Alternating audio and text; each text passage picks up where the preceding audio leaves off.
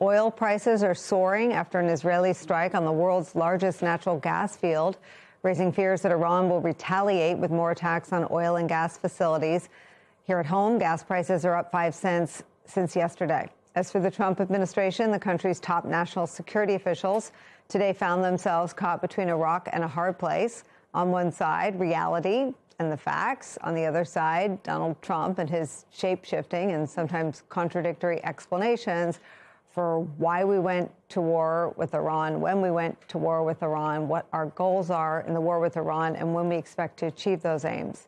In her opening remarks, the Director of National Intelligence, Tulsi Gabbard, strayed from her prepared remarks in this hearing before the Senate Intelligence Committee on worldwide threats. First, we'll show you what she ended up saying. Prior to Operation Epic Fury, the ICS says Iran was trying to recover from the severe damage to its nuclear infrastructure sustained during the 12-day war and continued to refuse to comply with its nuclear obligations with the IAEA, refusing them access to key facilities. So what matters here is that she says there that Iran was, quote, trying to recover from the damage inflicted on its nuclear program by U.S. and Israeli airstrikes in 2025. However, in her prepared remarks, she wrote this, quote, as a result of Operation Midnight Hammer, Iran's nuclear enrichment program was obliterated. There has been no effort since then to try to rebuild their enrichment capability, end quote. Now, she ended up not saying that, and maybe it's because it would have contradicted what Donald Trump has been saying. Here's Donald Trump's current position as uttered last week. They would have had a nuclear weapon within 2 weeks to 4 weeks, and they would have used it long before this press conference. What?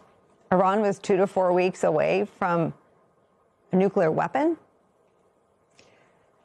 That yawning gap between what Tulsi Gabbard wrote and submitted in her prepared remarks and what she ended up saying today did not go unnoticed by the Democrats on the committee. Here's Senator Mark Warner.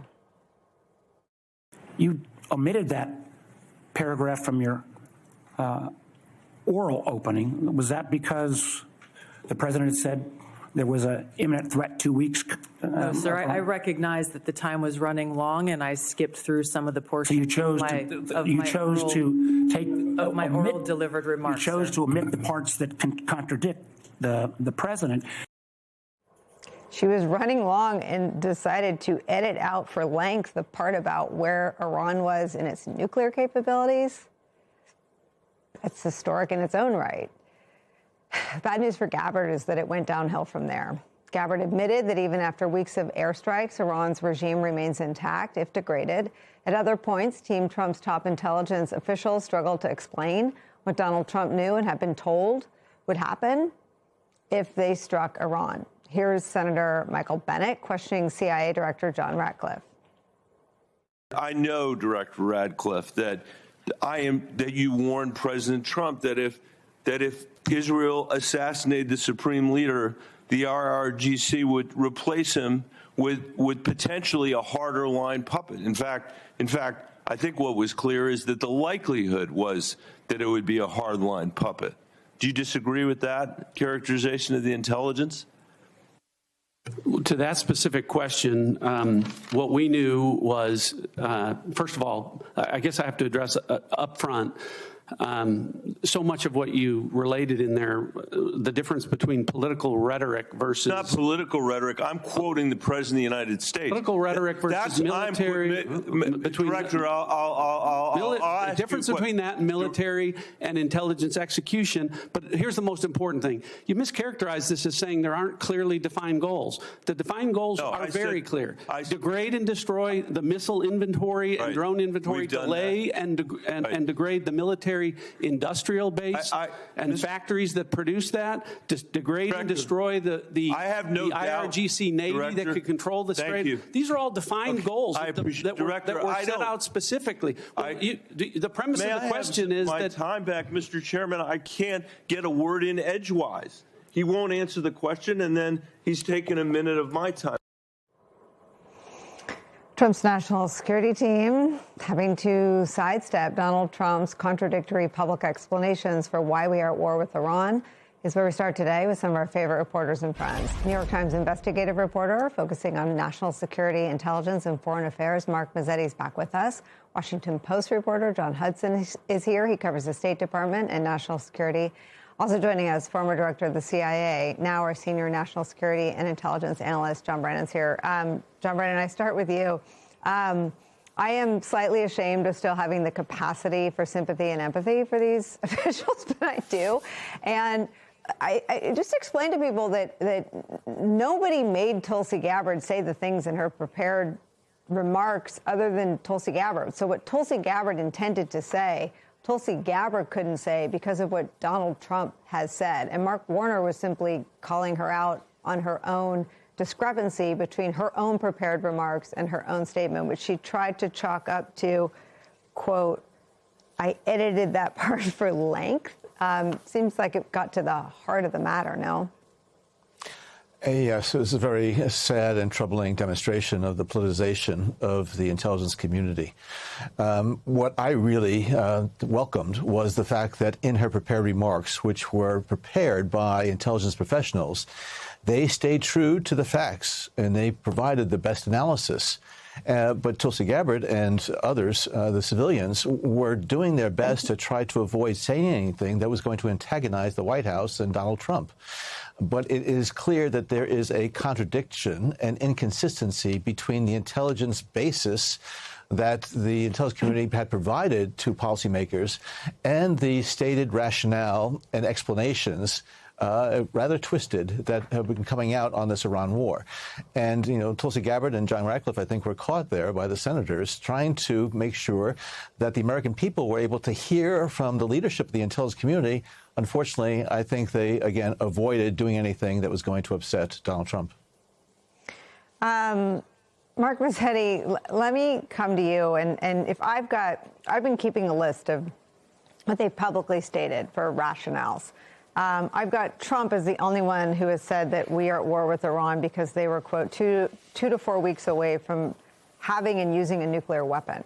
On my ledger, Rubio hasn't said that. Rubio has said Israel was going to strike, and in response, Iran was going to do things, and so we got in the middle of that. Ratcliffe has articulated a rationale that's around degrading naval and ballistic missiles. Has anyone else in the national security apparatus said what Donald Trump said about being at war in Iran because they were, quote, 2 to 4 weeks away from having and using a nuclear weapon?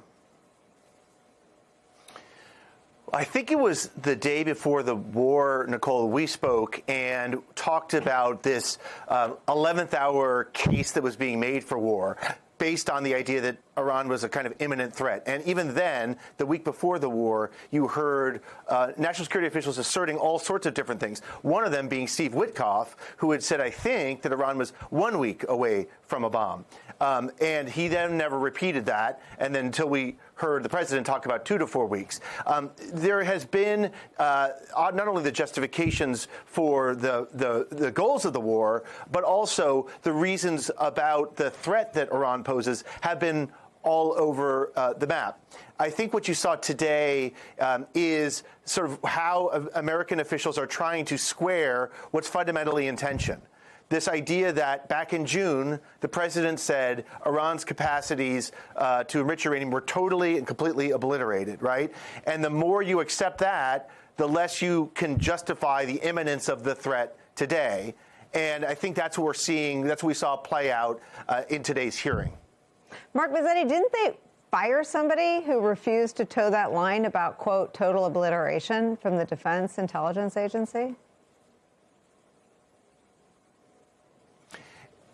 Yes. So he did so, and it's you can see that there is daylight, right? Because the professionals are, as John Brennan said, relying on the underlying intelligence, right? Yeah. And so they are going to be careful about going beyond that. And the question is also like the imminence of the threat that Iran poses in other capacities. For instance, the ballistic missiles, which we can talk about, which was also brought up today as a question of just how much the imminence of the threat existed. John Hudson, you've had a bunch of scoops in this area. What did you learn today from the testimony in terms of both what they testified to and the things that Mark Mazzetti's pointing out, the realities and the rhetoric that are in tension?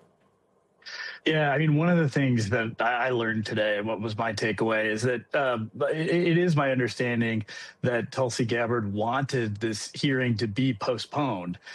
She was very uncomfortable having to be in the position that she was in for a couple of reasons. One, clearly somebody who has built her political identity on opposing foreign military interventions seen as peripheral to core U.S. interests.